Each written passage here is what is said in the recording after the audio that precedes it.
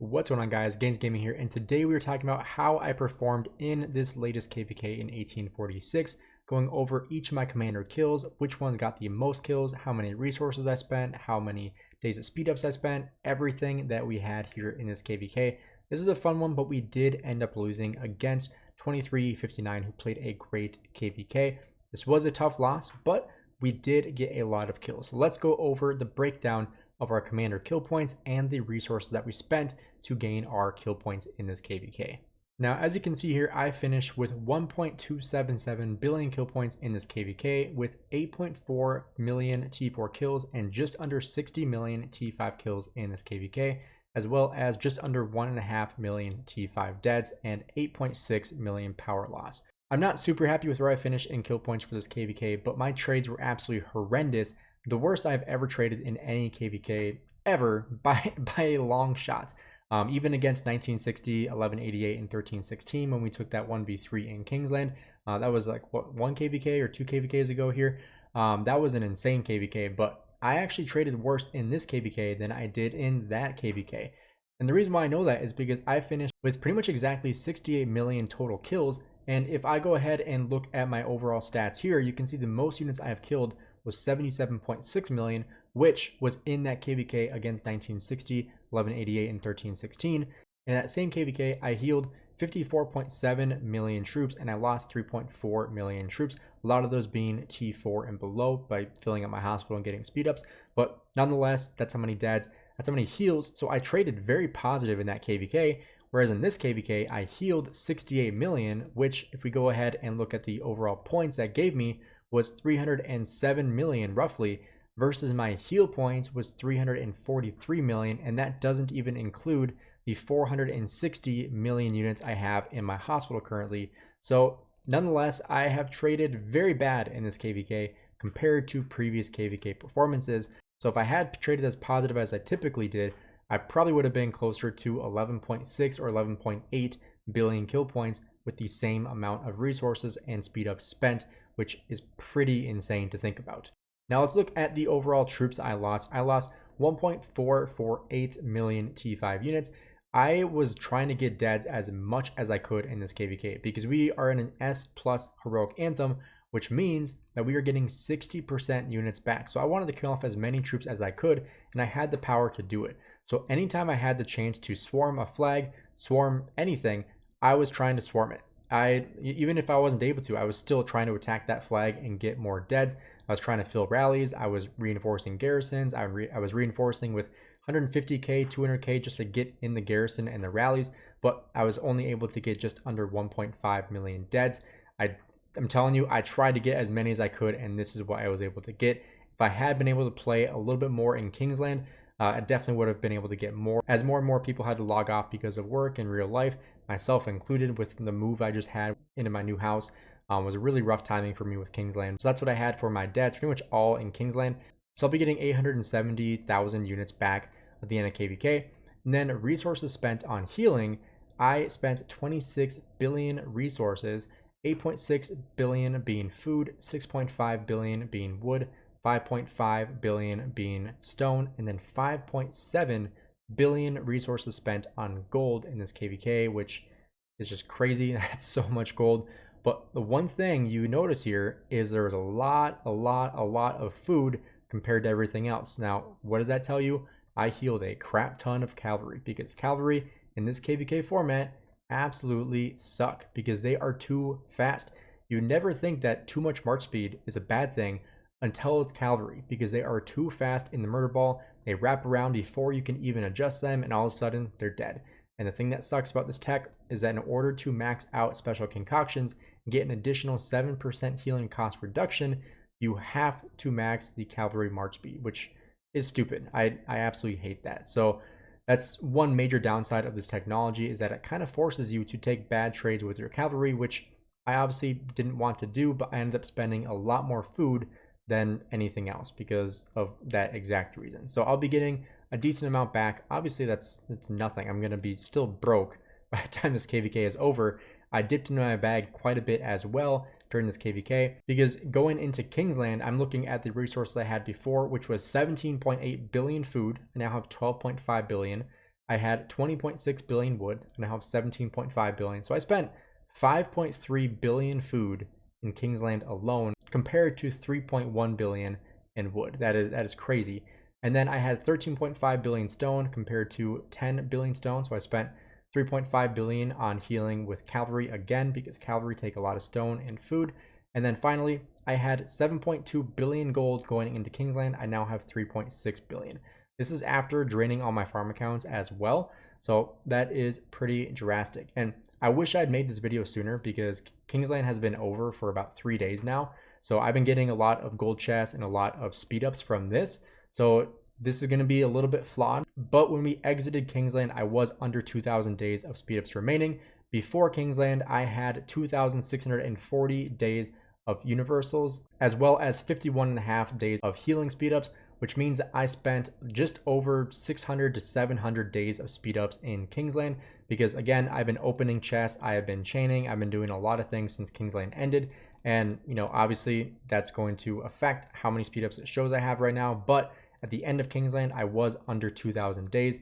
I now have regained obviously some days due to opening up gold chests and different things here. I've gained another 60 days, which is crazy how fast you can gain speed ups in a higher spending alliance, as well as opening up a bunch of these treasure of the crystals, because we are in a different alliance where it's only 3.5 million points versus 5 million. So we're opening up a lot more of these because of barbarian chests and because of spending. So that's actually kind of a benefit of us being in BIA right now. But that's because we registered for AM in BIA. And so that obviously has an effect to it as well. But still, about 600 to 700 days of speed up spent in Kingsland, which is just crazy. But the resources are honestly just unfathomable how much I spent on healing my cavalry.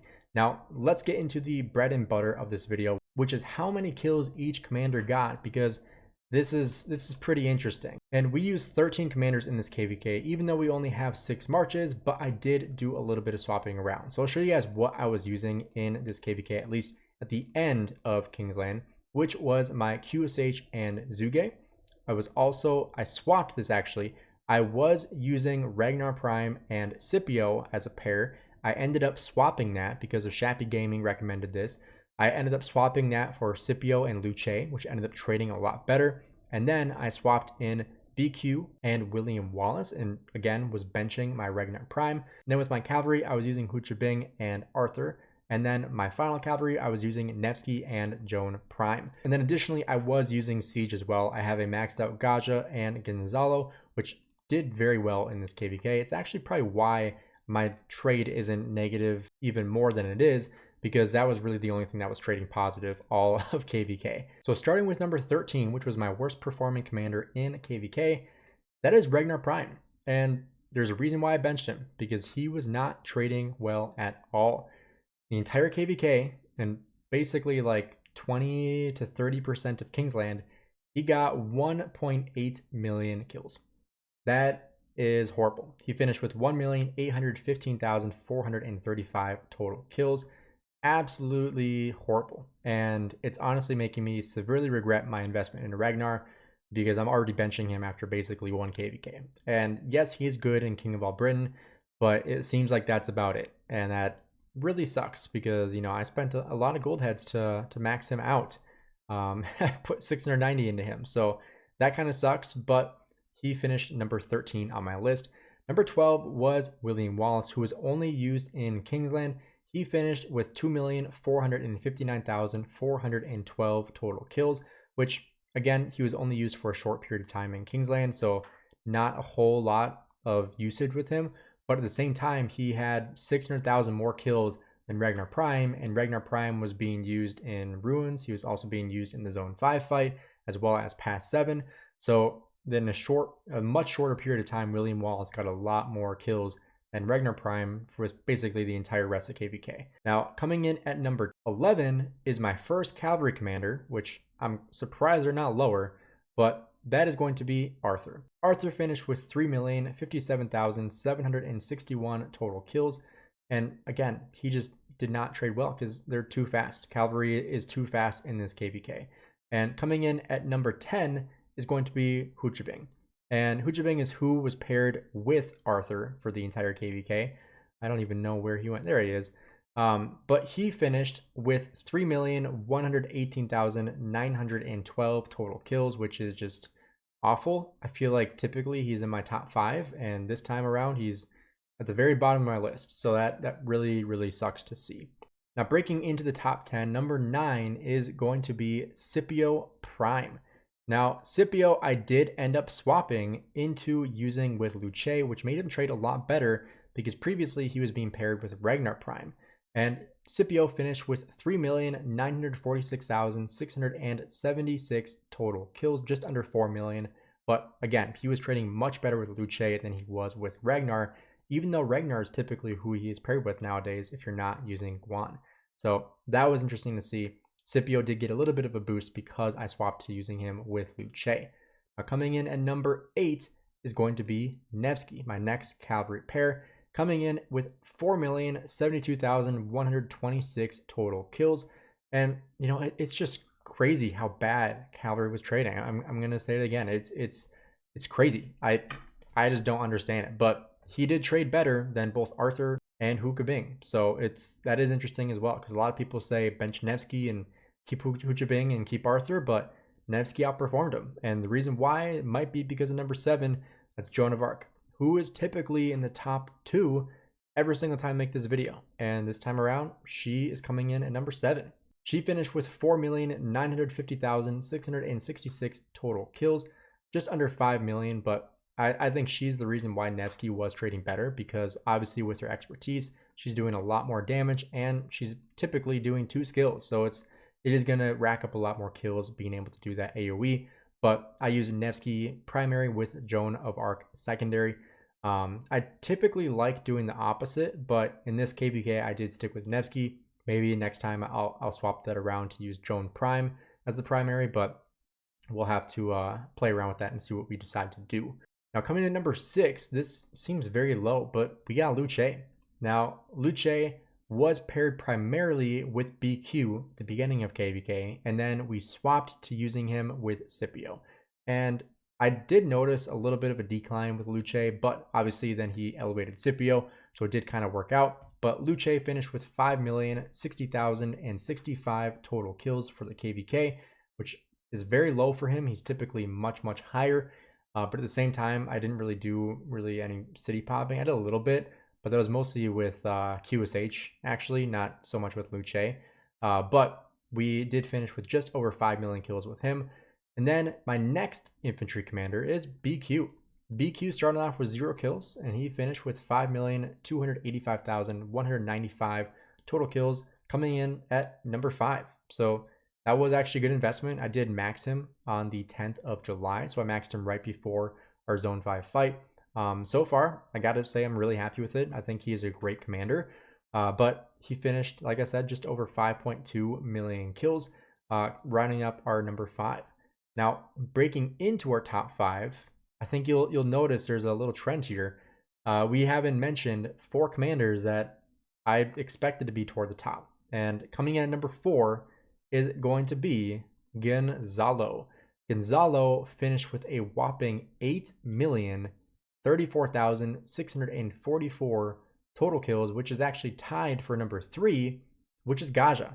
They got the exact same amount of kills. So 8,034,644 kills for Gaja and Gonzalo. Like I said, I think those 2 are the reason why I traded so much better than I expected, because I was getting reports like this where I'm getting 100k 7 wounds to 439,000. Like, I got not a ton. I wasn't able to favorite all of them because I ran out of storage, but these trades are why I wasn't, negative 40%, which is what I was averaging with my field marches. It was just my siege that was kind of bumping me up to now trading closer to 80% rather than 40%. So if I didn't have siege, I definitely would have traded much, much worse than I actually did. So I definitely have to thank my Gaja and Gonzalo for that, because with the gear that I had down here, it's just crazy how much better I was trading. So those are number 3 and 4. And then finally, number 2 and 1. Number 2 coming in with QSH.